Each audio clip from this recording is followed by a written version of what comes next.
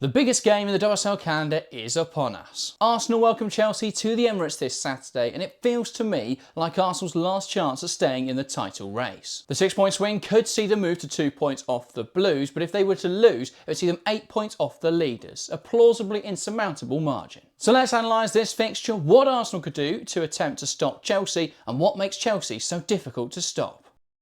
So let's start with the history. 55 previous meetings between these two sides. 26 Arsenal wins, 23 Chelsea wins, and just 6 draws. This always tends to be a decisive fixture. Someone will win this match, you will assume. They're going to go for it in those late stages if it is a narrow game. So I expect this game to be full of drama, full of excitement. That's why there's so much anticipation going into this clash. And while Arsenal have edged it historically, in more recent years, it has been skewed towards Chelsea, with 6 wins to Arsenal's 3 and a draw in there in the last 10 meetings.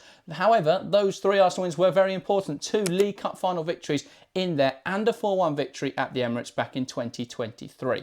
So Arsenal have shown they can step up historically against Chelsea in recent years in those big moments. But the question is, can Slegers get the game plan right? They've only had one meeting between Slegers and Bompastor. That came last season, where Bompastor edged it 1-0 back in January. So it's going to be really important for Slegers to get that duck off her back, to win against Bompastor, and it could be the pivotal point of turning their season around. I think one of the most interesting things will be home advantage. Can Arsenal use the Emirates? It's a huge stadium. There's going to be a lot of Arsenal fans there on Saturday. They've got to outvoice the Chelsea fans. They've got to be a force that really inspires their team to victory. So let's move in to lineup predictions then. We're going to start with the hosts, Arsenal, of course. Now, we'd expect it to be a 4-2-3-1.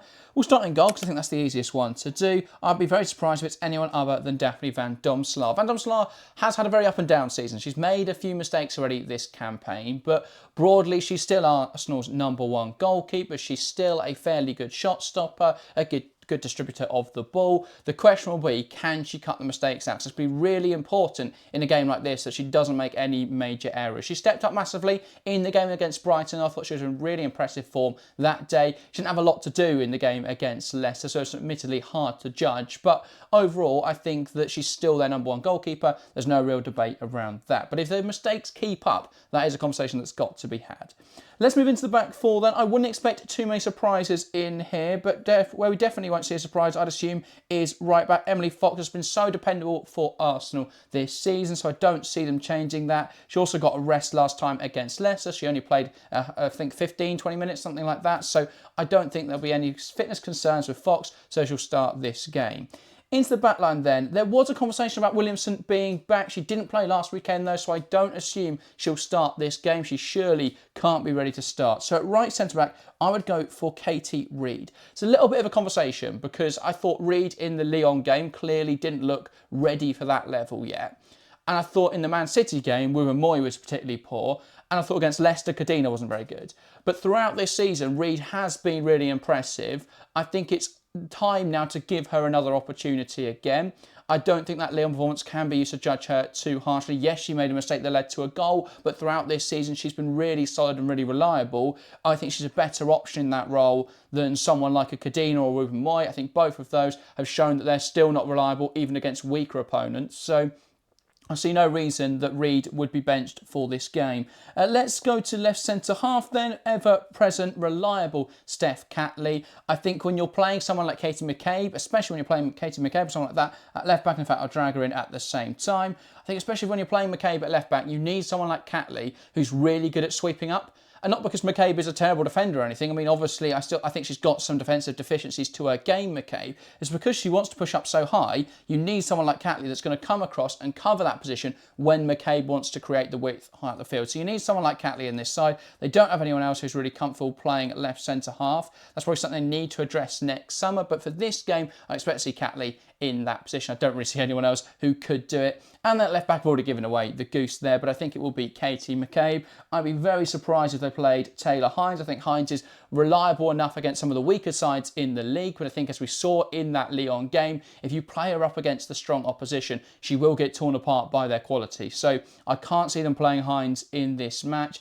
If they did, I think they'd probably put her right back just because it's more of a secure position in terms of the fact that that left back's expected to get up and then be able to make those recovery runs. And I wouldn't back Hines in the same way I would Katie McCabe to make up that ground. But yeah, I think you need someone like McCabe in there. You need that still. You need that aggression. Yes, she often goes over the line, but you do need that on Derby Day. You need that little bit of fight. Obviously, Arsenal fans will be hoping she doesn't replicate what she did in the last Derby game and get herself sent off back in January. Obviously, she got sent off in that game. So, yeah, other than that, though, I don't see any issues with McCabe playing. Moving into the pivot. The pivot's the really interesting one for me because I think there's only one way that Renee Slegers is going to go in this match, and that is Caldente and Kim Little. Now, we may see her spring a surprise. I would be surprised, though, as is in the name, but I think this pivot has been a little bit suspect this season, but what they do have and what is one advantage is when McCabe pushes up, Caldente is good at dropping into this left-back position, Little is good at coming across, and they are often able to function quite well in these sorts of areas. I'm not sure it's the best use of Mariona Caldente. I'd rather see her higher up the field, getting in these sorts of pockets, being able to come wide, being that creative outlet, rather than playing left-back. But it seems to be what Slegers is going for. A lot of rotation, and I think Caldente is the best at doing that in terms of the midfielders they've got. Maybe they'd look at someone like a Pullover and pushing Caldente into the 10. I'm not sure, but I think this is a pivot they will go for. Kim Little, your captain, you need her in there for that leadership, especially without Leah Williamson. I can see no reason to bench Kim Little in this game. So they haven't really played anyone else in the pivot either. Kyra Cooney-Cross has only played, I think, around 30 minutes so far this season. We've seen Pullover in a handful of games, but not really in the pivot. I think she only played a bit of the Man City game in the pivot. Other than that, we haven't really seen her in that deeper role. So, yeah, I expect it to be Caldente and Kim Little. Further forwards in the pitch, this is where some of the bigger conversations start to happen because we've got a lot of attacking options in this Arsenal side. I've accidentally included Michelle Adjumang. She won't be an option for them in this game, unfortunately. But they have got a load of options. Let's talk through them. I think on the right-hand side this season, we've seen Chloe Kelly and we've seen Olivia Smith. On the left-hand side, we've seen Ford and we've seen Beth Mead. Now, this will be interesting for me because a lot of the times this season, they've used either Ford and Smith or Mead and Kelly. They seem to like to have those two different options in wide areas. But actually, if it was me choosing this Arsenal squad, I think Caitlin Ford's really struggled this season. And so based on form, I would bench her. And I think for me, Olivia Smith offers you more from the start than Chloe Kelly. I think you need Chloe Kelly as that bench option, someone that's going to come on and have an impact. But from the start, is she going to do that? For me, I don't think so. So I would play Olivia Smith. I think that her direct running, I think when you look at where Chelsea's vulnerability is, if they are going to build up or if they are going to play a back three again, it could be Millie Bright on the left-hand side of that back three and Sonia Baltimore then at left wing back. Now, Baltimore's going to push really high up the field and then that leaves Bright with a lot of space to defend. So if you can get Olivia Smith breaking into these sorts of positions, breaking in behind, that could be incredibly dangerous. So I think in terms of having that transitional threat, for me, I'd absolutely have Olivia Smith starting. Then on the left-hand side, the reason I'd have Beth Mead, I think you need someone creative. Because if you're thinking about the 10 in the striker position, it tends to be some combination of Mann and Pullover, Blackstenius and Russo.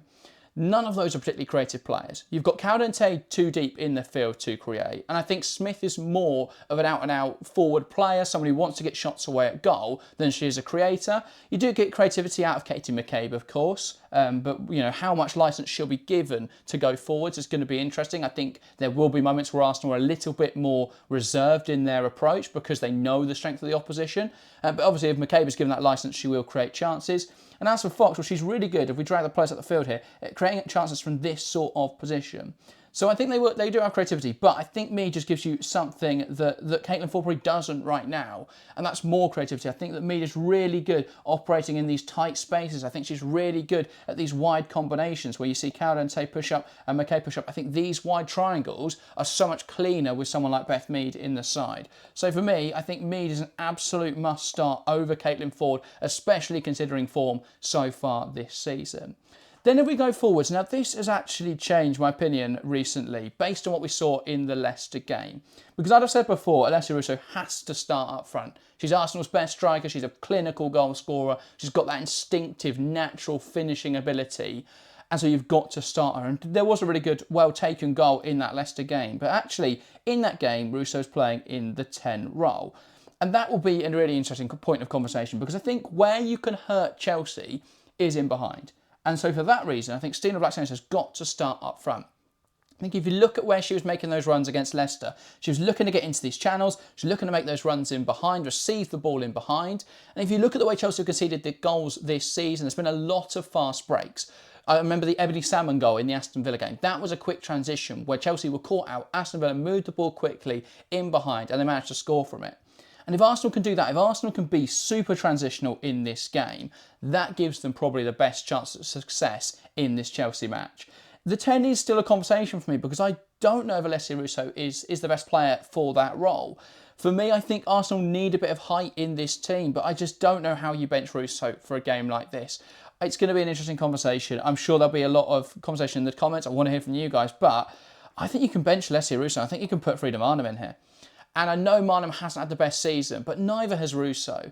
And I think in terms of having that aerial threat, Chelsea haven't been great in the air this season. They've only conceded 3 goals in the league. So you can't really read into too much of their goals conceded, but they've conceded a lot of fast breaks. They've also not been particularly good at dealing with set pieces. Their 2 other goals conceded this season have both come from aerial deliveries. One in the Manchester United game, which was a cross that wasn't dealt with. It ended up on the edge of the box and Sandberg lashed it home. The other was a free kick put into the area which Charles headed into her own net. So I think you've got to learn from that and you've got to have height in this team. I think it's going to be such a tough decision. If I had to predict the lineup, which I guess is what I'm doing, I think Russo will probably start in some form, whether it's in this 10 role and Maanum drops out, whether it's in this striker role and Blackstenius drops out, I think Russo will start. But for me, the best chance of success would be this team here. I think you've got to give players who are on form and players who fit the situation the nod. But if I had to predict it, I think it'll be Maanum out the side. I think it will be Alessia Russo. I think Blackstenius has done enough with her 2 goals and assist against Leicester to probably force her way into this Arsenal side. But yeah, that is my Arsenal team then. Let's take a look at Chelsea. Chelsea are a very interesting one because will Chelsea go for a 4-2-3-1? Will they go for the 3-4-2-1?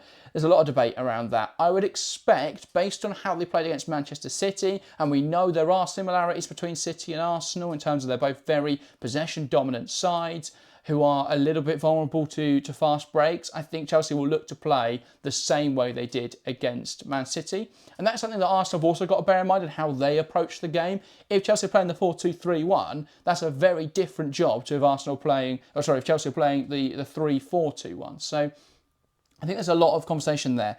I do think Chelsea will start with Hannah Hampton in goal. I'll be very surprised if it's anyone other than Hannah Hampton. She's been fantastic this season, much to the dismay of Mary Earp. She's had a fantastic campaign. I think she'll keep that up. Only 3 goals conceded so far this season. Leads the league in terms of clean sheets. So absolutely Hannah Hampton for me has to start this match. As for the back line, I think it's an interesting one. For me, I wouldn't start Millie Bright, but I think she will start.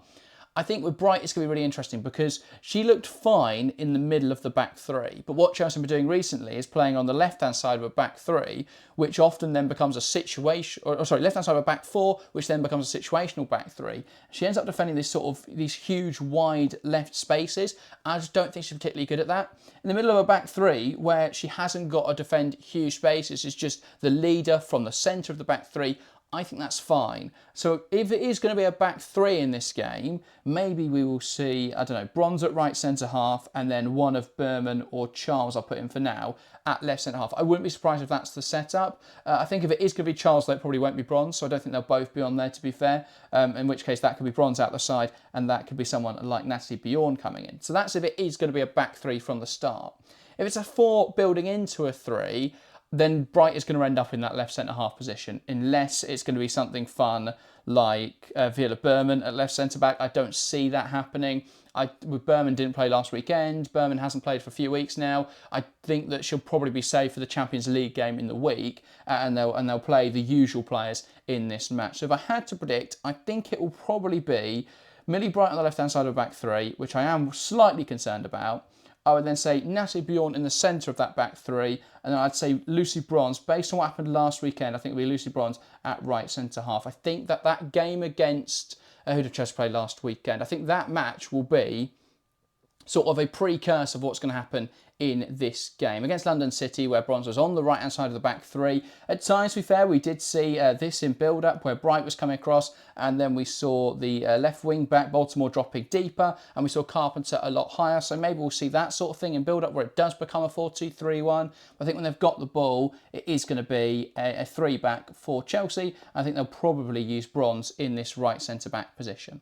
As for the wing-backs then, well, I've, again, given it away there, but it was fairly obvious anyway. I'd be very surprised if they moved away from Carpenter and Baltimore. I think these two players have been excellent this season. They're both really good at getting back into these sorts of positions where, again, because they've got this back five, they can deal very well. If we imagine Arsenal pushing forwards, well, they're probably going to have this sort of front five. We've got McCabe overlapping, you've got Smith there, and you've got your right 10. They can sort of go player for player then across the back line. I think that's so important when dealing with these sides like Arsenal are going to be really difficult to beat.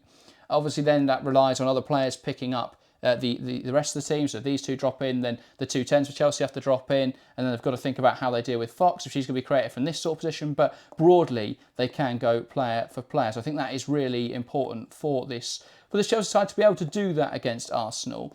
As for the rest of the Chelsea team, though, this could be quite contentious, I feel. Chelsea have rotated a lot in these sort of attacking areas, but I think the base of midfield is fairly obvious. It's going to be Erin Cuthbert and it's going to be Keira Walsh. These two have been really reliable, really dependable pairing. I think you've got a really nice combination of players here. They're a pivot who are very complementary because you've got Erin Cuthbert, who is sort of a brilliant tackler, an engine in midfield where she's going to be everywhere, she's going to be pressing, she's going to be tenacious in trying to win that ball back. And then you've got Walsh, who's a little bit more of a screener. She'll screen this sort of role, so it allows Cuthbert to go forwards, go and chase down the ball, and then Walsh is there to sweep up if needed. So I think those two are really nice together.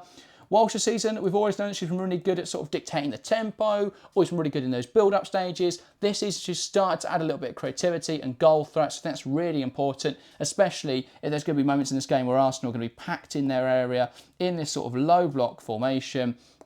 I think that's really important that you've got someone like Keira Walsh, as we saw in that Tottenham game, who could just take a strike from range and try and unsettle this Arsenal shape. So yeah, I think her creativity this season, her eye for a goal, which has been developed this campaign, could be really important.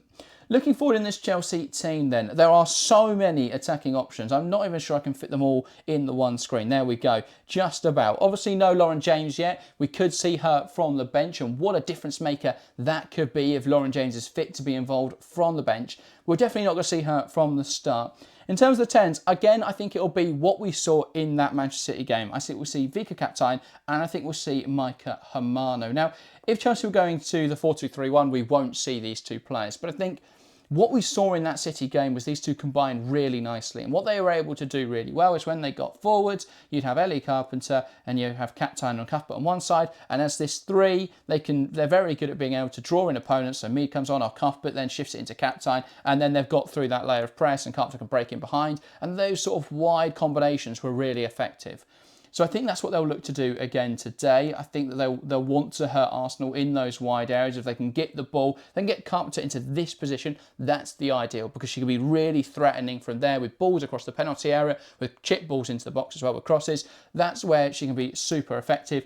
Similar thing on the left-hand side, Maika Hamano can get up, Baltimore and Walsh, and these three are really nice at combining together as well. So again, if you can get Baltimore to this sort of position in and around the penalty area, especially if she's on the back end receiving a cross here from Carpenter at the back post, that's incredibly dangerous for Arsenal to deal with. So I can see why Chelsea want to do that. And I think in terms of when they're building, when they're high up the pitch here, Chelsea, you're going to see this sort of shape, obviously without a striker for now, though I might as well throw it in there because I would be very surprised if it's anyone other than Aggie Beaver-Jones. Yes, Sam Kerr is fit. She could make her first start. You never know.